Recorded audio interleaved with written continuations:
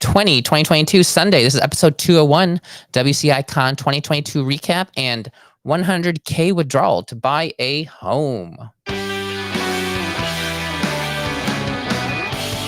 This is 39.6, Facebook and YouTube live finance show, the show that teaches high earners like yourselves how to make your money work for you so you don't have to work for your money.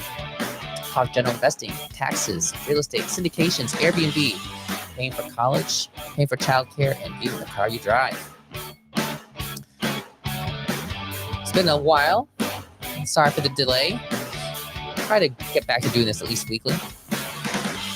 We just got back from WCICON 2022 this past week. It was a 4-day meeting. It started Wednesday night and it ended on Saturday. So really a 3-day meeting and a half. It was an awesome meeting. First time we had seen people at a meeting in real life since WCICON 2020 when the world came to a screeching halt. And at that time, I had literally given my talk with my bags packed at my talk and went straight to the airport to get out before possible shutdown of flights.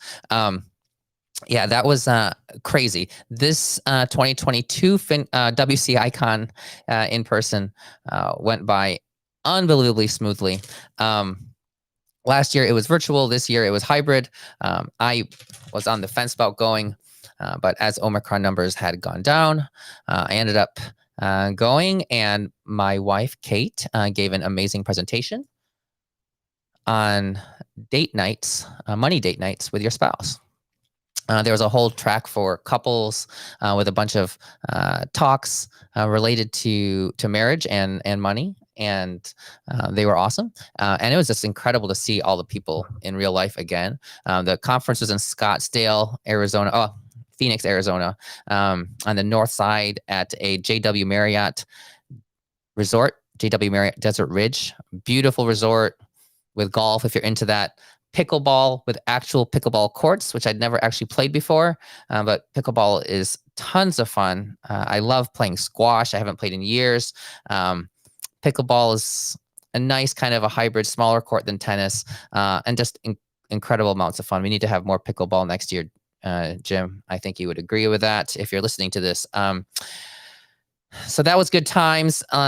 There's a whole bunch of people. If I could remember and say all their names, I would. But just off the top of my head, saw Jim, his whole family, Cindy and Michelle. They put on an incredible conference.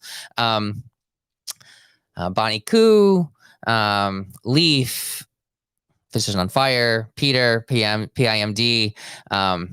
Disha, the new addition to the WCI team, she co-hosted this conference and did an incredible job.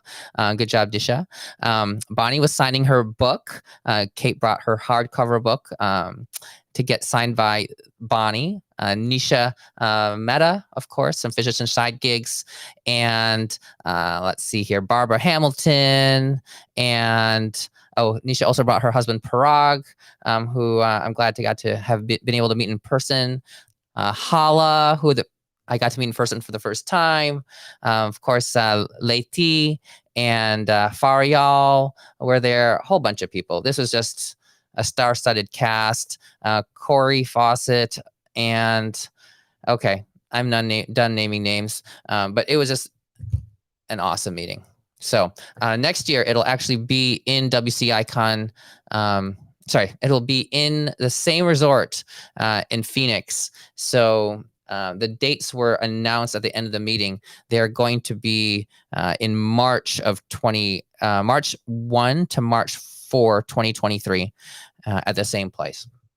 I think Jim said that tickets will go on sale in around September-ish. I think similar to this year. And there were a lot of people there this year. I'm sure there'll be a ton more people next year. So get your tickets and your hotel reservations early because hotel reservations are gone fast. It actually, timing-wise, this year was the same time as the PGA Scottsdale Waste Management Golf Tournament, which was like across the street from this meeting. So getting an Uber was crazy hard. They were surging the whole time. one of my friends I had met there was trying to go out to dinner like 5 miles away, and it was going to be like $100 Uber ride on Saturday night. So next year it'll be in March, so it's not going to be on the golf tournament weekend. And that golf tournament weekend is the same every year. That's that week. And next year, Phoenix is also hosting the Super Bowl at the same time. So I actually we were just sitting by the campfire talking with a local real estate agent that Leti had brought over, and we were just talking. I mean, gosh, if you have a property in Phoenix next year, you can make a killing on a short-term rental. And remember the master's clause. You can rent out your house for 14 days a year with zero income tax. You can't take depreciation on the property, but no tax on that income. And gosh, you can do six figures next year. People can do really well just on the PGA tournament for like a week. We've hosted a PGA member at our Airbnb in Dallas because we have a PGA tournament here. And the PGA is actually moving here to Dallas, if not already, in terms of their headquarters. But with the Super Bowl and the PGA concurrently in the same city next year, short-term rentals will be worth a ton. Like, the thought crossed my mind literally to buy a property just so I could have it for like 2 weeks around Super Bowl. She was telling me somebody making like $200,000 for a Super Bowl in Phoenix like 5 years ago or something like that. I mean, insane. Okay. Now,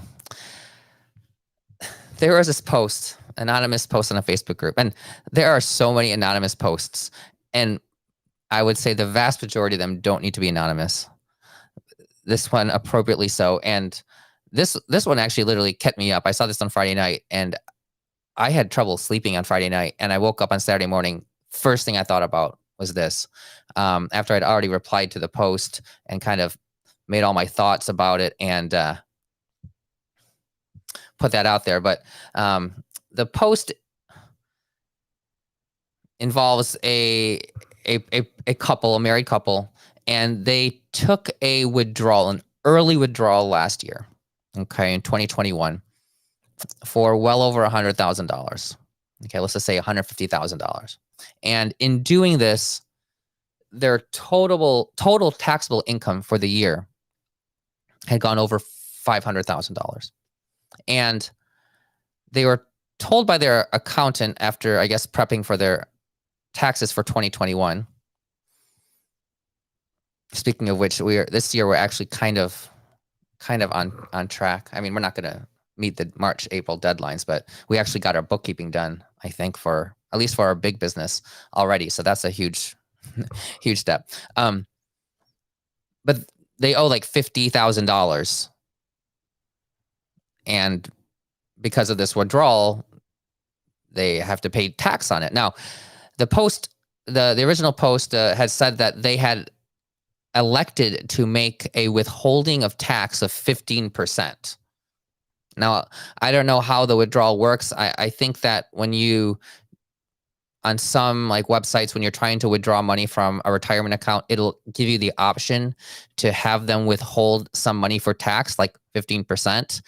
And in doing that, helps protect you from having a big tax bill later on. And 15% is not an unreasonable withholding for most people in retirement, because most people in retirement don't have a 15% effective tax rate, at least not with current taxes. And I mean, you'd have to have basically $200,000 of taxable income in retirement to get to a 15% effective tax rate. And remember, the 22% bracket, the jump from 12% doesn't happen until about 100,000. Okay, I'll pull up my graph again and show this. But they have to pay $50,000, and they're asking their CPA how they can decrease their AGI in order to do that. And, well, it's 2022 already, okay? It's not 2021. So they're like, how can my CPA get our adjusted gross income down in order to not have to, I guess, pay the tax. So this is a problem. You have to pay tax on that withdrawal. Okay, and I'm going to share my screen if it will let me do that. Maybe it won't let me do that. Okay, I apologize. Something changed and with Restream, and now it's not letting me do that. Okay, but the tax brackets, they are marginal. They start at 0% for the first $25,000 you earn, then 10% for the next $25,000, then about 12% until you get over $100,000. After you get to $100,000, it goes to 22%, up to like 200,000, then 24% up to around 350,000. Okay, so this person's income is probably around $350,000. Okay, and they said that it got over $500,000, and I think, and this is the most common thing that people think about taxes, is that whatever your tax bracket is applies to all of your income, but that's not true, right? Your income is progressive. But when you get to the $350,000 mark, it jumps up from 24% marginal to 32%. So all the income earned at $350,000 and up is taxed at least 32%. At around 440 or so, it bumps up to 35%. Okay, and that will continue to around $650,000. Okay, so first of all, we have this gigantic amount of additional income. They already earned income for the year, let's say $350,000. Now all this additional $150,000 is going to be taxed at 32 or 35% tax. So if you took out $150,000, about 1/3 of that would be taxed, about a $50,000 tax bill. Okay. Now they already had withheld 15% of that. Okay, so like $22,500. So why is it a $50,000 tax bill if they had already, withheld some of it? Well, remember when you take an early withdrawal from your 401k, that's before age 59 and a half, or before age 55 if you work for the, if you're pulling money out of the account of the 401k that from the company you retired from. But these people are not 55 or older, and they don't have one of the special provisions for withdrawals that allows you to take some amount tax-free, like the SEP 72T rule. So there's an additional 10% penalty. Okay, so really additional 10% tax. I don't like the term penalty because all tax is just tax. If we think of every tax as a penalty, then all of our money is a penalty that we pay to tax, right? So it's an additional 10% tax for any early withdrawal. So instead of a 32% and 35% tax rate on that new money, it was actually a 42% and 45%. 42% for the first half of it, and then 45% for the second half of it, approximately. Okay, then there was also state tax of about 2%. So we're looking on average 43%, okay, federal, and then another 2% state. That's about 45% tax on all of this 401k withdrawal. That's a huge amount. Okay, so that's like $70,000 or so. And they had already withheld 15% of it, right? So they had already withheld like $22,000. So that's where the $50,000 comes from. You can also think about it this way.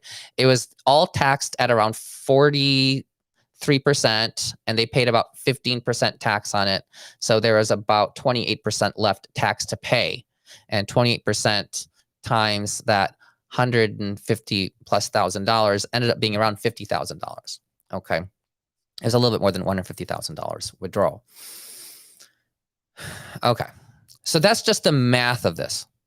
Now, taking a 401k withdrawal when you're retired is fine, right? Because if you don't have any income, you're taking money that was saved pre-tax at a very high tax rate, like let's say 24% or maybe higher into the 30s. And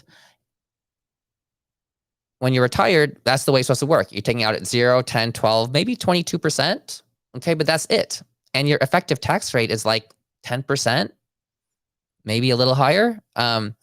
less than 15% though, for people taking out less than $200,000. So that's the way 401ks are supposed to work. Pre-tax going in at a high tax rate savings, and then tax on the way out at a low tax rate. If you did this in a gap year, like let's say you took a year off, or let's say you went back to school for a year, or just took a sabbatical and took money out of your 401k, that's okay, because then you're taking out at a low tax rate. You get to enjoy that tax arbitrage between high tax going in, low tax coming out. The other benefit of 401k is that the growth is tax-free. Now, the problem with doing pre-tax investing is if you're putting money in at a certain tax rate and you take it out at a higher tax rate, like you would have been better off paying the tax up front and not having paid tax later on. But if this person has been investing over the past 3 years, and let's pretend they haven't earned, or let's say 5 years, and they haven't earned any higher than $350,000 previously, then that money was going in at 22 or 24% into the 401k, and now it's coming out at 42 to 45%. That's a 20% jump in tax rates. So you're actually getting penalized for having used that 401k. The only benefit was that there was the tax-free growth while it was in there. But that tax-free growth is not worth 20%. Okay. Now, for a lot of people, a 401k is good because it creates automatic savings, right? They don't think about it. It just comes out of your paycheck. And maybe if they didn't put the money into the 401k, the money would never have gone there. It would have been spent already. Okay. So that's one way to look at it. At least there was money there. But still, to pay an additional 20% tax on money that you never had to pay, I mean, that 20% additional tax is over $30,000. Okay. And then if you just compound that over, let's say, 40 years at a 7% rate of return, that $30,000 extra tax would double every decade. So after the first decade, it'd be $60K, then $120K, $240K, $480K over 40 years. That's just on the tax. Okay. Over 50 years, you're looking at about $1 million of lost money because of the additional tax paid. That's just the tax difference. That's not the fact that all of this money was taken out of the 401k. $150,000 taken out of a 401k. If you double that over 4 decades, each decade, that's $300, $600, $1.2, $2.4 million potentially in investments that is gone from your retirement account that would have had tax-free growth this whole time.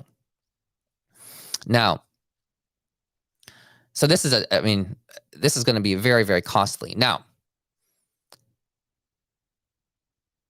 the saving grace is maybe because that money went to buying a house, that the house potentially has appreciated in value already over the past year, and hopefully will appreciate over more time. But as your house appreciates, you also pay more property tax. And until you actually sell that house or pull money out to invest, like that money is locked up in there. It's not really making money for you the way an investment would. If you're living in that house, you're just living in that house. And what most people end up doing is that if their house appreciates in value and they sell it, they're selling it and they're buying another house that's a bigger and better house. So unless you downsize, you don't actually get to use that appreciation. Now, I say downsize, or if you are moving to a lower cost of living area and you get this geographic arbitrage. Now, one of the questions was, how do I decrease the adjusted gross income? Well, they had already actually maxed out 401k. So it sounds like they took money out and then they maxed out the 401k for the year, maybe after the fact. So they can't save more there. It doesn't sound like they own a business, either of them, but I'm not sure. But if you own a business, then you can still take deductions for last year that you spent, but you can't really, you'd have to basically categorize, I bought this for my business, and go through all your receipts and say, okay, what are these deductions that I can take when I file my taxes for 2021? The only thing really left that you can do to save on 2021 taxes is employer contributions to retirement accounts.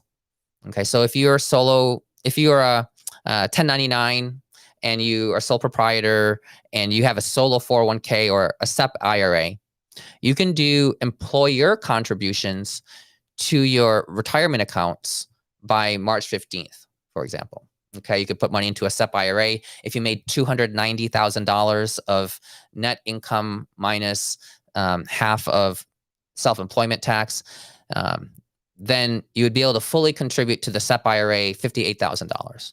Okay, or to a solo 401k $58,000. Now, solo 401ks, you need to have that bank account, that investment account already open prior to December 31st. To the best of my knowledge. The same with a defined benefit plan. That's one of the disadvantages of them. You have to at least open up the account during the tax year.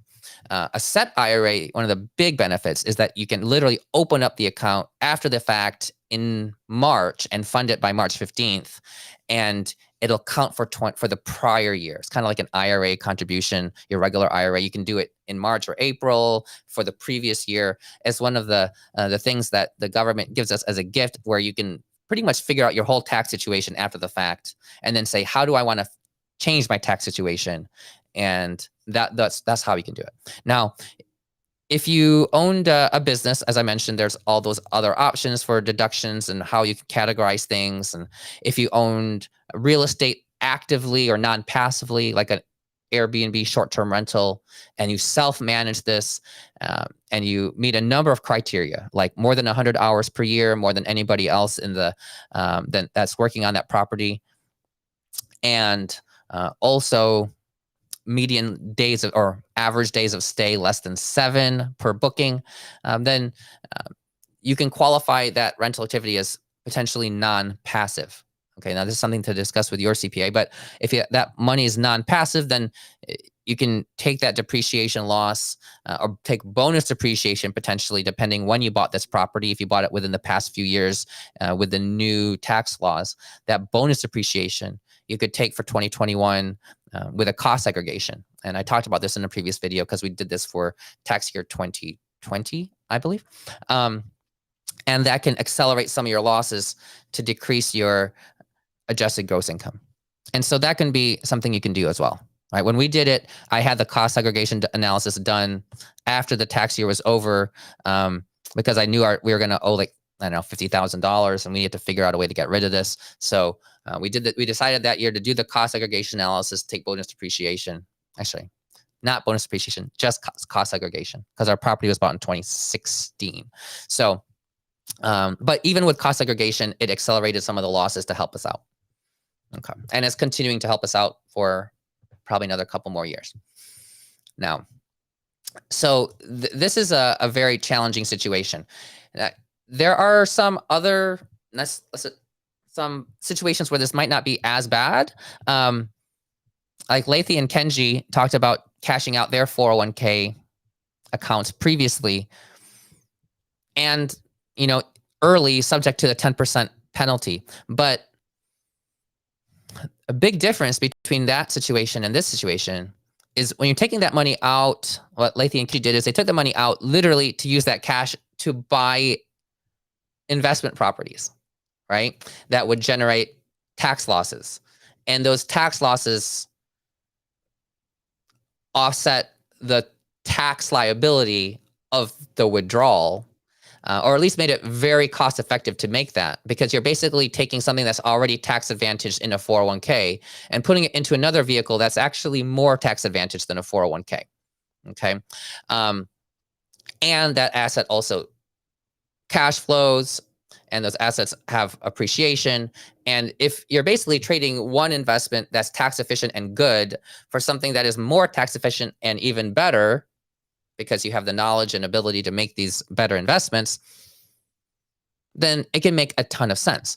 But here we're talking about taking a withdrawal from a 401k in a year where you already have high income and using that for a personal expense, which is the house. And therein lies the problem, because you're using it for something that does not make you money. You're not trading investment for investment. You're cashing out an investment, taking that money, getting taxed at a very high rate, probably a higher rate than you will actually ever be taxed at for any dollar in your life, because marginal tax rates don't go to 42 to 45% or they haven't in any recent period of time for anybody earning under $500,000. Even the older tax brackets, in the Obama administration, they only went up to 39.6, and that was the top. Okay, so 45%, you'd have to go back, I think, decades to get to numbers like that, and you'd be talking about income, I believe, above and beyond $1 million of at least today's dollars. So you'll probably never get taxed at 42 to 45% ever again, assuming you never take money out of your 401k again, which I hope you don't. That nest egg is like the very last place to be taking money. You can take money there if you're not working and you need the money and there's no other money left. That makes sense because then you're not paying much tax. If there are situations like during COVID where people lost their jobs and tapping into the 401k because you've spent all your other money, it can make sense. That's like a backup emergency fund. And you're probably not paying much tax on that if you're not working. Now, there are other ways to tap into a 401k if you need to on the short term if you're buying a house. Okay, so you can take a loan out of your 401k, usually up to $50,000, depending how much is there. Okay, I think it might be like half of the money that is there. 50% of the balance you can withdraw as a loan, but with a maximum of $50,000. Okay, and you could do that from multiple different 401k accounts. Like if your spouse had one and you had one, then I think your spouse would take 50K and you could take 50K. That would give you $100,000 as a loan. And then you would have that liquidity to purchase the house. And then you could refill that $100,000 by paying the loan back over ideally a shorter period of time, if the issue is short-term liquidity and having that cash. We sometimes see that with people who have house A and they want to buy house B, like they might be moving. And in an ideal world, you'd have house A, you'd sell it, have the cash in time to close on house B, but then that leaves you homeless for a period of time. So a lot of people like to buy house B and have the house, have it ready, move into B, and then sell A as a vacant house. And that logistically is a lot easier often on a family. But then you have this period of time where you're paying 2 mortgages and you have to have the cash to buy the second house without cash from the first house. And that can be a situation where you have short-term liquidity needs. Okay. Now, I hear stories about people having these magical, perfect situations where they close on house A, have the cash, and they close on house B like the same day or the day after, which is amazing. And then you have some holdover period to stay in the house, to get everything moved in and have a transition period of time without having to own 2 mortgages simultaneously. It's harder to do that in this housing market, but hey, it happens sometimes, and that's fantastic when it works out. That's incredibly stressful, though, to depend on one closing in time for the next one when you don't even have a housing sale contingency to close. But sure, if you need short-term liquidity, you need $100,000, fine. You're in this house A, you borrow $100,000 you might need to help close on house B. You close on house B, you sell house A. Once you sell house A, you pay the loan back. Fantastic. Okay, that's a very reasonable utilization, short term, to close on house B. Okay, often it makes sense, especially because the alternative where you don't have the money and you potentially can't get the house, or you might have to pay for the house at a higher price on worse terms because you're trying to do it in a certain way that's more convenient.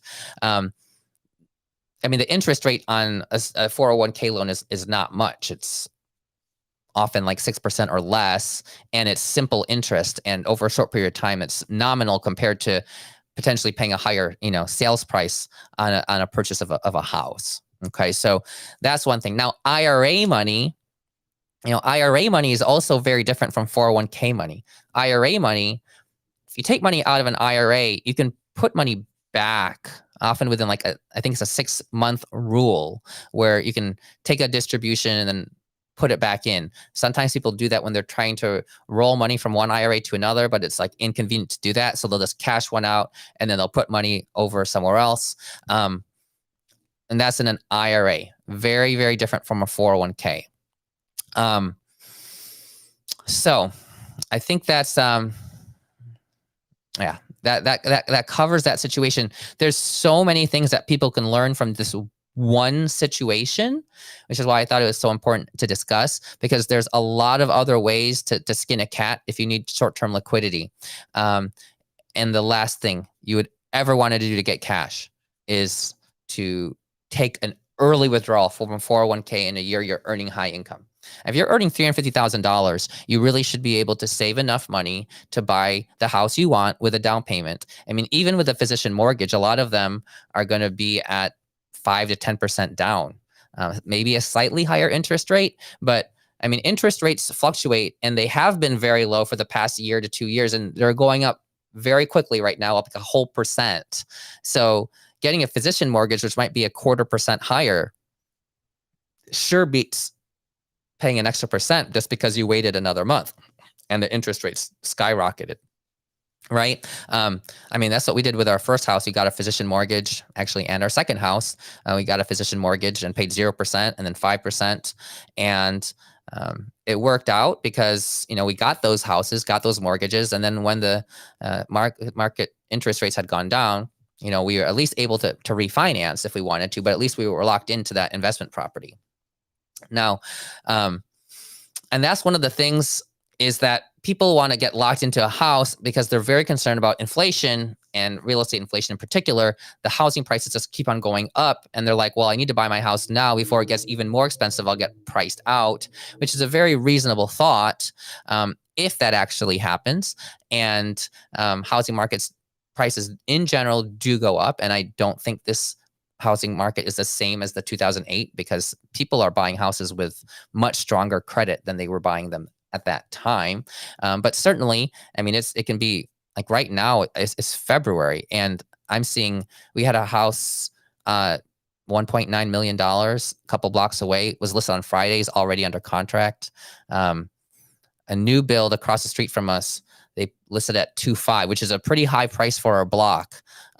Listed at 2.5 after they finished the build. They listed at 2.5 a week and a half ago, and they asked for last call for offers on day 4, because there are multiple offers. So very high likelihood that went above asking price at 2.5, which is certainly well above the median in our neighborhood.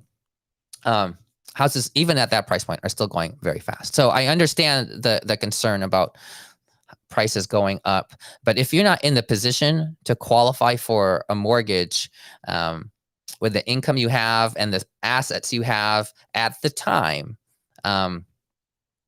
probably shouldn't be buying that house. Okay, because when I see a post like this, what I'm reading in my mind is that here's a family that is super over leveraged. They have taken all of their money they have and then tapped into retirement accounts in order to buy a house. They tapped in, took out like 150 plus. So I don't know how much this house is, but maybe the house was, I mean, their income is, I think, 350-ish beforehand. And, you know, a lot of people are going to, especially in a higher cost of living area, get a mortgage that's well above twice their income, more than 700K. And, you know, we often say that 2 times your income is a relative rule of thumb for a mortgage balance, because when the mortgage balance is only 2x or 2 years of your income, that means that in general, you're going to have a lot of cash flow to still deal with life and variability of expenses. You're not going to feel as cash poor. I understand that for a lot of people in a lot of places, that's very not possible. But you also often don't have to live in those places or necessarily have to live or work at the job where you're working. Whenever I talk to somebody about this situation, I ask, are there other jobs where you could make more money? The answer is often yes, but I don't like those other jobs. Or could you move to somewhere else? Yes, but I don't want to. I mean, yeah, there's always choices, right? But I read between the lines here and I see maybe $1 million mortgage, and I don't know, maybe they had to bring in like $200,000 to the table, and they might have a mortgage that could be like 3 times their income, and they might have car payments, 2 or 3 cars with car payments of, I don't know, $700 or $1,000 each, because car prices right now are record highs on the used and new market, but particularly the used market. And so there's just no cash flow in order to save as much as they want to. Literally, if waiting one more year could have been a much more financially prudent, although certainly within a year, prices could be another 10% higher on houses. Who knows? But I don't think there's when literally this withdrawal is going to cost you easily $1 million of your life, if not multiple millions of dollars. That's a lot more than the house, right? And so renting a property while you're trying to build up a capital, build up a nest egg, build up your savings, far more financially prudent. Now, I hope things work out for this person. I really do. Maybe it made a bunch of money, and maybe they end up moving and cashing out and are able to invest this, and that would be great. But just from the looks of it, this looks like a really unfortunate situation that we can't really rewind the clock on. Okay, and very lastly, your CPA cannot magically decrease your tax liability when you don't have a means for this to be done, right? And so if you don't own a business, you pretty much have your W-2 income, and then you have your itemized deductions. That's pretty much all you have, and that's all that has to be done. That all has to be done during the calendar year. So you have to plan ahead on your taxes. Your CPA can't help you on this after the fact if you own no businesses, because there's nothing that can be fixed retroactively. If you are going to consider tapping into your 401k, it would be a very good thing to discuss this with your CPA and or financial advisor, et cetera, before actually doing this. And so you really understand the ramifications of what you're doing, because this is something that's unfortunately, this is irrevocable. You can't go back and fix this. So, all right, that's it for today's episode. Hopefully another one soon. For episode 202. Let's just look in the chat box real quick here. All right. Is an IRA a 2-month rule? Yeah, is it 60 days? Did I say 6? I might be right. Thank you, Facebook user. You might be right. 60 days instead of 6 months. I can't remember. I've never taken an IRA withdrawal. But yes, IRAs are a much better place to tap into very, very short term. That's probably right if somebody corrected me. I didn't look this up before this talk. All right. Anything else? All right. Thank you, world. Until episode 202. Have a fantastic Sunday. And FYI, Tuesday is going to be February 22, 2022, which is also a Tuesday. So I'm excited about that. Maybe that'll be episode 202. That would work out well, right? All right. That's a long one. Have a good one.